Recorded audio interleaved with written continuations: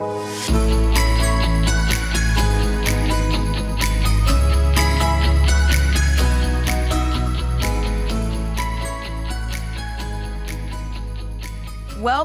to another episode, and we have today a special guest. As you know, all my guests are special. Ms. Laura Meckler. She is national education writer for the Washington Post, where she covers the news, politics, policies, and people shaping American schools.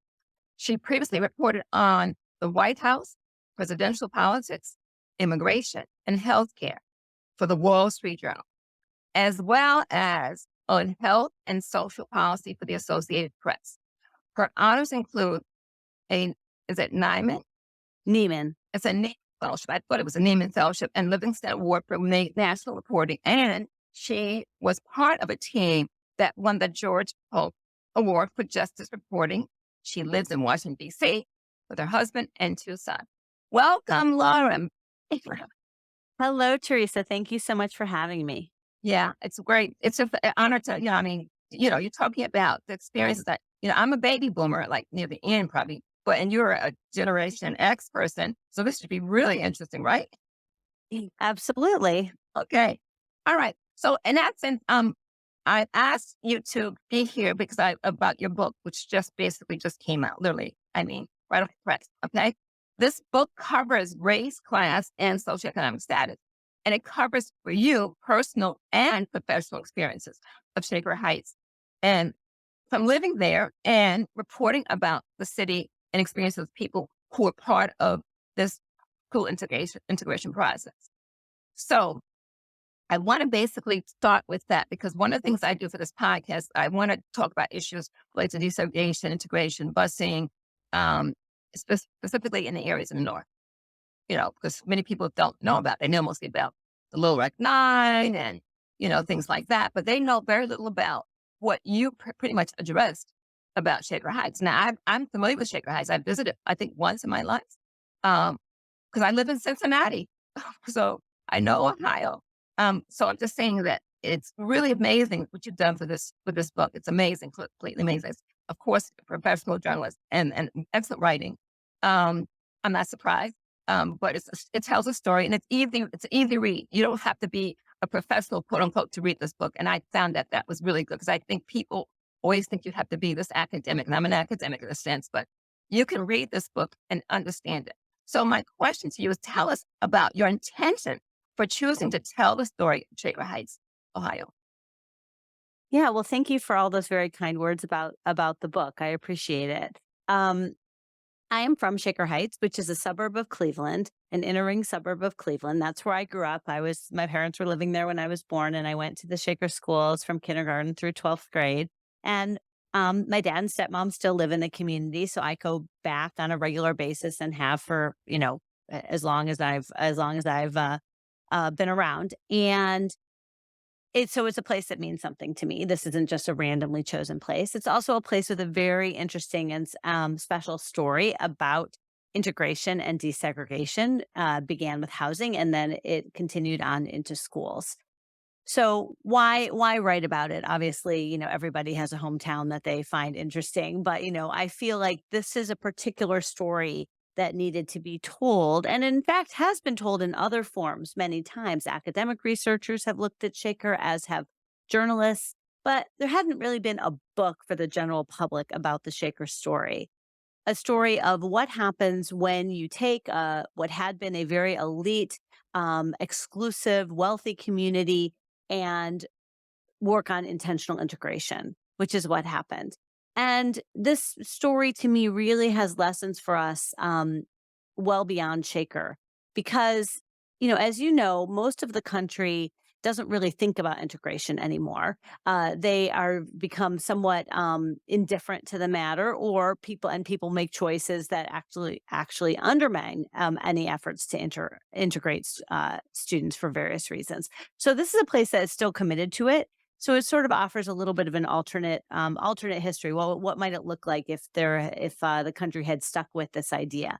And also, in light of this podcast, I think it's also important to note that, schools were quite segregated in the North, just as they were in the South. Now, for different reasons, um, it wasn't a legal de jure, as they would say, segregation, but that doesn't mean it was any less real. So it's interesting to look at what happens when a community actually took on desegregation in a voluntary way, which is very different than what happened in much of the country. Exactly. And I'm glad you brought that up because, like I said, one of the reasons that prompted me to do this is to tell the stories of many situations in the North. Because I think our society as a whole, all we hear about are the stories that happen in the South. And they forget there are different reasons, like I said, the de jure versus de facto segregation that occurs. So I think that one of the things that I want to ask is that, you chose the way in which you wrote the book, you chose to talk about individuals.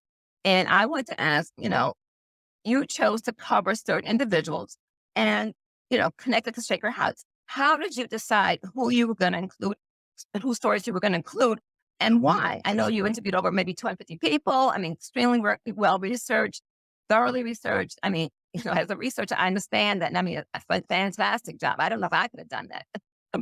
What I'm saying, how did you choose the individuals you talked about? I mean, because between the superintendents and going back to the history of the gentleman who started it with the bands, the band. I can't think of the band. The Van Swearingen brothers who developed Right. Shaker Heights. Right. Yes. And keep telling that story about how it all was, how it was established. I think the way it flowed in the book, it just linked into everything. What, how did you choose the people? And the flow that it led you to the end that led to the present. I mean, you covered like from the 50s all the way up to pretty much the present time. I mean, can you Well, tell me actually that? actually, it starts even earlier than that. We start at the turn of the 20th century, so it really is like a 120-year history. Um, it's a really good question how I chose the people. I think we should tell listeners that the way the book is organized is that each chapter is anchored by a person or in some cases, a couple of people who were important at that moment. The story is told chronologically, but through the stories of these people. And obviously, many people are incorporated into this narrative, not just these anchor characters, but there are people who anchor each chapter. And wh- I did it that way because I really wanted this to be a story about people and people's individual stories. I did not want this just to be a dry history. My original idea actually was to tell it through just a handful of multi-generational families who had been in Shaker for many years and follow them through. But it just wasn't working out. The For a variety of reasons, like I couldn't find the right families. So I decided instead of doing that, what I would do is just choose some individuals. How did I choose these people? Some of them were obvious to me who they would be because they were just very important at that moment and they really helped advance the story, the larger story of Shaker Heights. So, for instance, when we're talking about the original busing plan in Shaker, which I know we'll get to, and the original desegregation of the schools, that was led by a superintendent named Jack Lawson, who arrived in the mid 1960s.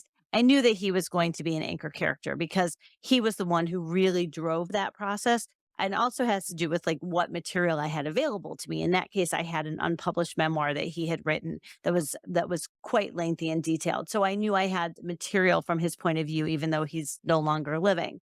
So so some of it was about that. And it was also really important to me that had a balance of characters. I wanted people who were both administrators and students and parents and community leaders. Right. I also wanted a balance of people who were black and white, because and Shaker is largely a story of black and white. So I that was important to me that there be, roughly equal representation and men and women as well as young people and older people. So I really wanted it to be a full balanced people, and I kept tallies of these things to make sure that I was staying balanced. At one point, I realized I had many more men than women, and I gave some thought to like, how can I change that, and how can I even this out? Um, but always staying true to making sure that I was choosing characters who helped advance the story. So that was what, at the end of the day, the most important thing was choosing characters, which are people, real people. This is nonfiction, who were going to, as we got to that point of the story, were going to help both have an interesting story of their own and also advance the larger Shaker story. Okay. Okay. All right. So that's the way in which you process to decide to do this. But it was Okay. complicated. It involved charts and lists. Here. Wow. Okay. But I'm just saying also how long this process, share with us how long did this process, when did it start and when did you finish? So this started out as a story that ran in the Washington Post in November of 2019. And I had actually started reporting this when I was at the Wall Street Journal, and for a variety of reasons didn't get that far. Brought the story with me when I came to the Post. As it happens, I was came to the Post to be an education writer. I was not covering education at the Journal. I had been doing this under a beat of demographic change. So, but now I was covering education, so it fit in quite well. And so I did months of reporting for the newspaper article. And then when that finished and I started thinking, this could be a book, and some people were encouraging me to think about this as a book. I actually got serious about it in March 2020 when the pandemic hit. I thought to myself, well, if not now, when? And I talked to an agent and I really started thinking about the structure. And I actually spent the entire remainder of 2020. So we're talking like a good solid 9 months thinking and working on a book proposal, which was primarily about the structure of the book. And in that proposal, which was lengthy, I think it was about 70 pages, I laid out each chapter with a character anchoring each chapter. Now, it didn't end up exactly the way I had it originally, but it was pretty close. I added some people and I took a couple out, but for the most part, it hewed pretty closely to that plan. So I really had a roadmap. And then when I ultimately, you know, found a publisher who wanted to publish this book in early 2021, I then set out to do the remainder of the reporting as well as the writing. And but at that point, I really knew what the structure was going to be. Good. That was helpful, right? To have that foundation put in place. It was essential. It was like I had a friend who's told me, "Oh, your book proposal list. You don't have to follow that. Don't worry about it if you don't like it." I was like, "Are you kidding? My book proposal is like a life raft for me. I it was so helpful. I knew exactly where I was going." Okay. And the guidance you needed to move forward. And I think you think that having the time away with the, you returned to Shaker Heights and sat there and your family and how was that from putting yourself back into that space? What was that like? You know, it was great. I mean, it's amazing to be in a place that's both so familiar and also new.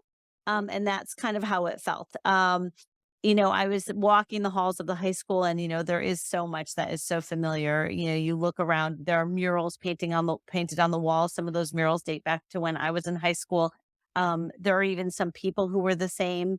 Um, but yet I really was approaching it as a reporter. This is not a memoir. My life is nowhere near interesting enough to Oh, make a memoir. please. No, Everybody it's wanted not. That now. I joke that my memoir would be suburban girl that goes on to moderate success. It's not nobody would read, no one would read or buy that story. But I do incorporate a little bit about myself. So because I thought it was important for readers to understand where I'm coming from, because I brought my own experiences to this work, just like we all bring whatever our own experiences are to our work.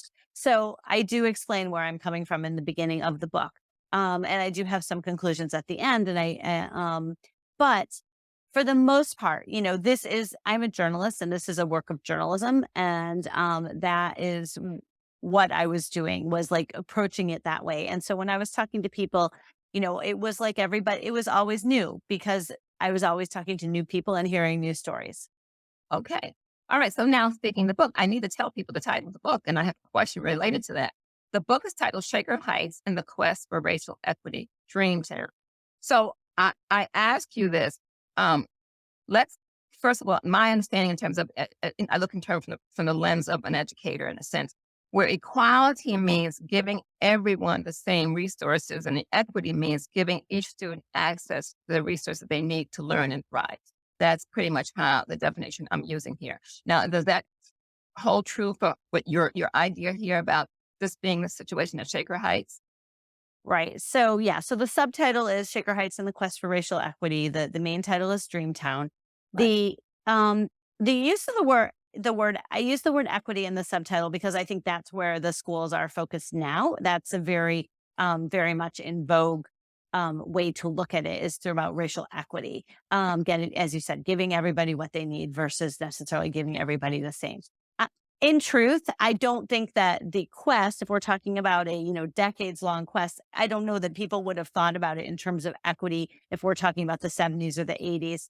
Yeah, That term was not really used, and I don't really know that that was. I think people were had enough on their plate just to reach equality, versus reaching for something perhaps on a higher plane. So it's a little bit of a cheat to use the term equity in terms of that talking about that quest, but a title can only be so long. I don't know that that's a fair description of the entire history, but I thought it was the best way to describe and for people to place it in today's debates and to what we're talking about today.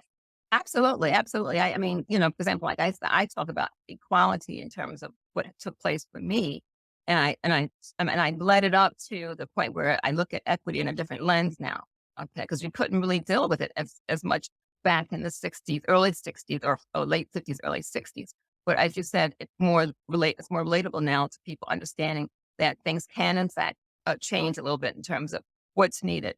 And I want to go into, I think I wanted to talk about this, but I'm going to just move forward. But I want to go back to this topic later because some of the topics that are discussed, when I have discussions with people now about due to the demographics that are taking place in this country, is it still possible to quote unquote integrate?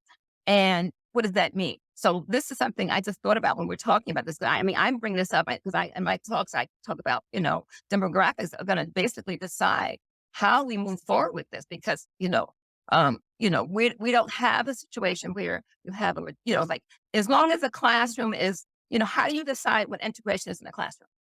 um, my question to you, if you're saying, okay, we want to, Shaker Heights is like this now and they move forward, but I looked at some of the data you listed about the percentages of blacks who have increased in the Shaker Heights as opposed to what it was before.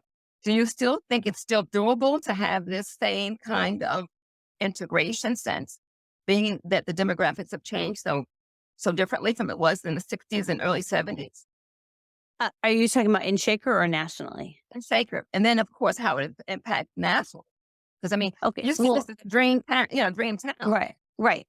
Well, okay. So there's two different ways to look at this. I think there's a lot to unpack in the question that you just asked. So in terms of Shaker, is integration still possible? So traditionally, the definition of integration is about having schools that reflect the racial makeup of the larger community. Mhm. And of course, and it goes without saying, but we should say it, that we're talking about a racially diverse community. If you have a community that's 100% white or 100% black, then there's nothing to really integrate. So, of course, the schools reflect the larger percentage. And there are plenty of places where that is the case. So, Exactly. but now, if we're talking about Shaker Heights still is racially diverse. And the school system itself, the public school system, is still racially diverse.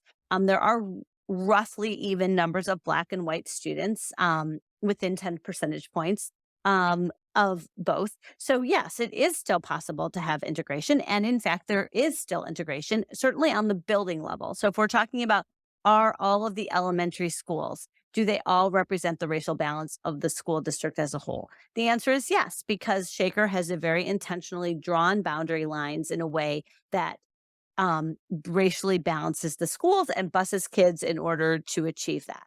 Okay. Now, there is a higher level of integration, which the district is grappling, which is about integrating the classrooms. And that has to do with, are the advanced classes and the enriched classes, the AP classes, are all of those have racial balances that reflect the school. And has proven to be a much higher lift and traditionally has not happened, although they are now moving towards that through a system that really gets rid of a lot of this leveling, especially in the younger grades. So that's what's happening in Shaker.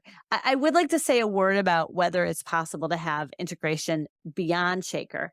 And, we are living in a country that becomes more racially diverse every year. So we have a growing Latino population, and in particular, and we do have racially diverse school districts. And in fact, a project that we did in 2019 for the Washington Post found that the newly diverse school districts, so these are places that used to be all white and have, for the most part, have seen an influx of Latino students, Right. are actually better integrated than the traditionally diverse school districts, which tended to be older communities, meaning they've been around longer. And those are places that where there is more segregation, meaning the schools do not reflect the district as a whole. So I do think that there is potential, and this is not something that is just a relic of the past. That this is a live conversation today, and especially with the increasing diversity of the country. But not everywhere. There are plenty of places that are overwhelmingly white or overwhelmingly students of color. Yeah. Okay. All right. So now, when we think about choices individuals make regarding where to live, do you sense that more people still seek out areas with great public schools? Absolutely. I Yeah. think that people who well, at least people who have children or intend to have children, I think that they absolutely do. I think it is probably the most important thing that people look for. And I think in general, people move into the school district that is the at the top end of what they can afford. That most times that people want to be in the wealthiest district that they can afford. And of course, wealth and test scores are heavily correlated. So people want to, they'll say, oh, I want to go to a place that has good schools. How will you measure good schools? Often that's test scores. Often that's a measure of the wealth of the community. So all of this stuff gets wrapped up together. But I absolutely think people make choices based on the schools. I mean, there are, of course, people who are living, say, in an urban center. They like the idea of living in a city. They might be living in a gentrified area. That They they might not love the schools in that area for a variety of reasons. You often see families like this once their kids get a little older, once they're coming out of elementary school, moving out to the suburbs or moving out true. to other parts. Oh, So I do think that um certainly if we're talking about the perceptions, whether there actually are finding better schools or not is a separate question, but people, that is a huge motivator for people. Yes. okay. And so the other question then relating to this, to extension of that is that you go back to this, it covers the area we talk about socioeconomics. Now, one of the things you talked about the first Black groups who moved into Shaker Heights were more affluent than some of those who came later. Do you think that's still the case now when a community opens up and has great schools? Because I know you mentioned Scarsdale. One of the former superintendent went to Scarsdale when he left Shaker Heights. Scarsdale, New York. Let me just clarify people who don't know Scarsdale, New York, which was at that time, of course, what you mentioned was pretty much a predominantly white school district. Okay, and I wonder to know if do you think that's still do you think even like looking at administrators, do they go to districts? Does the administrator go to a district where they feel they have to be supportive of the issues or the values that are part of the community they're going into, or do you think that it helps that the person is open and when they come into a community and what the community needs? So it's a difference between what the community needs and what the administrator is coming in and they want to do with the community. Because I know you talk about too the principals and the superintendents in the book. That was very interesting. Like you talk about Lawson, he was the one who came in the '60s, and with his intentions, he didn't expect to come in to do that, but that's what happened. It started the whole ball rolling in terms of the integration and the busing options. What do you think now? Do you think that people who are administrators, do they go to districts because they want to be able to fulfill goals for the community, or they go to districts so they had their own agenda in terms of how they want to see more equity in schools?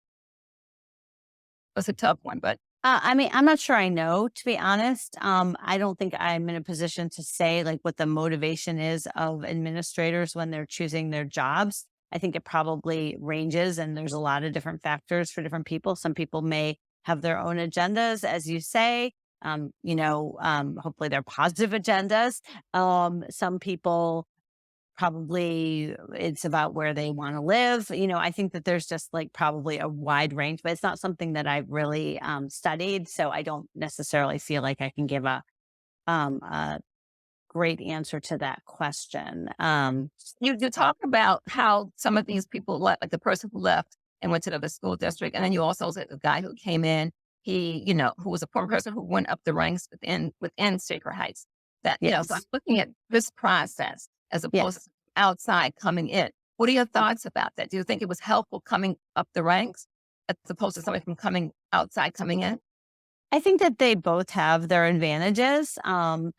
To be honest, I mean, Mark Freeman was who you're referring to. He was a superintendent for a very long time, 20 years, I think a little over 20 years.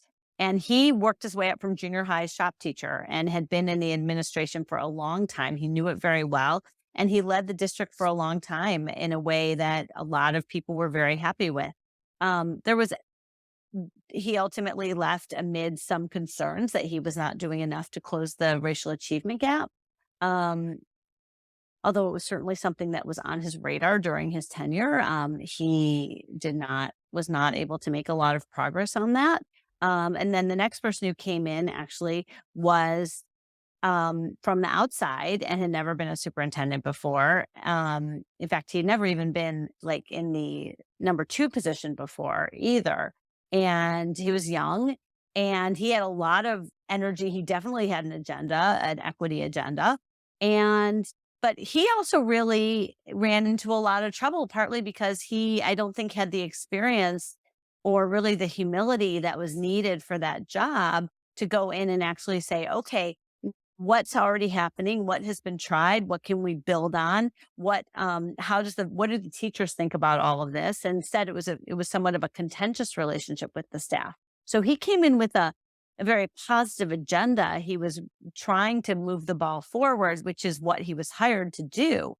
But he really struggled also. He's one of these anchor characters we talked about before. Yeah, right. Um, so it was a very difficult period. So I do think that coming from the outside, you do bring in some new perspective, and that's helpful because if you've been in the same place for a long time, you just might not have the same um, ability to sort of see what is right before you. But at the same time, there are other challenges when you come in from the outside. So I just think I think there's a lot of factors here. I don't know that we can make a blanket statement. Oh, okay. That's a great answer. And I think that's, it's evolving, as we talk, as we speak, because there's a lot of things that are changing also in K-12, added with the pandemic and everything else that's occurred and how students have seemed to fallen behind, not having access and being, at home learning, and it hasn't been as effective. Apparently, some of the studies have shown. But so I'm going to move, I want to move forward because I'm not going to keep you all day. I want to move forward. Um, what are your thoughts moving forward in our society as it relates to racial equity? What are your thoughts from having that experience at Shaker Heights, having grown up in Shaker Heights, and having your own family now, and living in a city like Washington D.C.? What are your thoughts moving forward on our society as it relates to racial equity? I mean, I think that it is a huge challenge that a lot of places are taking on, and that it is a nobody has really figured it out yet. And that we But I do think that one thing that I've learned from studying the Shaker story is that this is something that requires long-term commitment. Sort of, it's not the kind of thing where there's going to be like, "Hey, follow these 5 easy steps and we'll solve this problem for you." It doesn't work that way. It has to do with, what you bring to it in terms of your philosophy, as well as the program program type elements. And it has to the solutions to these questions don't just come from administrators. They come from teachers. They come from other students. That they come from of parents. They come from the community. It has to be kind of an all in situation. And of course, in much of the country, there's active hostility to this kind of work, because it is viewed as discriminatory or overly woke, or all sorts of things. So there's actually like active pushback. But in parts of the country where there's interest in doing work on race, I think that what we learn from the Shaker story is that this is something that requires a long term investment, and um, a lot of thinking and a lot of trial and error. Yeah, just and also don't you think the word commitment makes a difference too? Yeah, Being committed to it? That, Yes, absolutely, and that's what I mean by year in, year out, is that that requires a long-term commitment. Absolutely. all right. So I think that the story of Shaker Heights is very unique. And like I said, I wanted to share this with you, so people would know because, like I said, when you have the student who's going to be a teacher and said that, oh, she didn't know that schools were segregated. Okay. Yeah. Well, part of the reason why the Shaker story, we didn't get a chance to talk about this yet, but part of the reason why the Shaker story is so different than what happened elsewhere is that while a lot of communities were fighting desegregation, Shaker really embraced it Okay. and on its own developed a first in housing and then in schools, developed proactive efforts to try to maintain integrated neighborhoods, and then developed a voluntary integration plan for the school district itself. No court order, no external pressure. And it was the initial plan was actually voluntary, both on the part of families and on the part of the district itself. So I think that when we think that sort of sets the scene for sort of everything that follows. Wasn't this one of the first communities that were able to do that? Yeah, I mean, it was very ending, maybe one of the last. I mean, it was unusual to have a community that voluntarily bused students away from their neighborhood schools, without somebody telling them they had to do it. They had to do that. Okay. Well, I wanted to say that, taking a little bit from my book, this one fact that, the school buses, and I make the difference, because this is New York City I'm talking about, where the young ladies in the book did not take yellow school buses. They took the actual public buses of New York City. So it wasn't really like a busing situation as opposed to, Hmm. traditional taking yellow Sure. school buses. Okay. And I think that in itself, but I think you only can do that in certain situations. Some cities don't have that, but the schools in Shaker Heights, they actually had students take the buses from where they lived, that community they lived, and had them move to other schools. Is that correct? Yes. Okay, so that was an actual busing situation, but it was successful in an sense. Was it successful from your point of view? Do you think it was successful? Absolutely. And it persists even to this day. I mean, that doesn't mean it's perfect. I mean, one of the things about if you read Dreamtown, you'll find is that there's a lot of things that there's efforts and they often work in one way, but there's a problem in another way. This isn't really about perfection. This is about striving and dreaming, Right. if you will. But yes, it did work in terms of desegregating the schools. It started out as a voluntary program, and parents were volunteering their kids to go into other schools in order to racially balance the schools. And that was happening in both directions, Black families and white families volunteering to be part of it. And then as that program kind of lost a little bit of its sort of luster, or it's kind of the excitement of an early initiative, they did things like magnet schools to draw kids, and then they just ultimately redrew the boundaries, and everybody was in an integrated school. The reason I hesitated earlier about whether it's a success is, I mean, there's a downside. For instance, there are some kids who travel further on buses, and in fact, the kids who travel the farthest are from the poorest neighborhood in Shaker Heights. Now we're not talking about huge distances in New York City. This would be considered around the Right. corner. Right. But it's like a half hour on the bus. So, this is, but still, that's an issue if you're talking about the ability of parents to be involved with the school and all of that. It's a harder when it's further away. Yeah. Yeah. That's a key. All right. Well, I'm not. Yeah. Like I said, I think it's a wonderful, well researched book. And I found it fascinating to read. I like to read nonfiction. So, Well, I'm so um, glad you liked it. oh yeah, it's been a long time since it goes back to, you know, there are people in the book also that you relate to that I happen to have been doing some research with or either connected with. It's interesting when I looked at some of the people that you contacted with about, I think the person in Pennsylvania.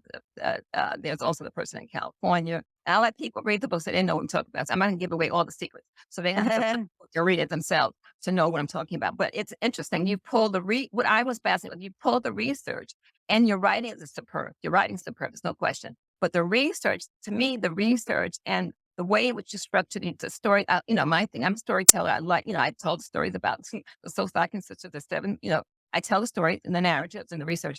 But I found that the way in which you structured it was such a way to keep you engaged and continued to read it. And I couldn't, I mean, I'm reading like 60 pages a day. I'm like, this is ridiculous. Who does that? So thank you to get my reading back on track. And it was just, like I said, it was a great read. And like I said, I appreciate all that you've done to share this information, and hopefully more people know about it. Because I think it will also help as we think about moving forward in our society, how things have been done, what can still possibly still be done. And that's one of the things I wanted to talk about in terms of sharing with the audience. Let's not just like throw everything out. Oh, let's close that up. Look at ways things have done in the past. Look where we are now, and what we can do moving forward in the future.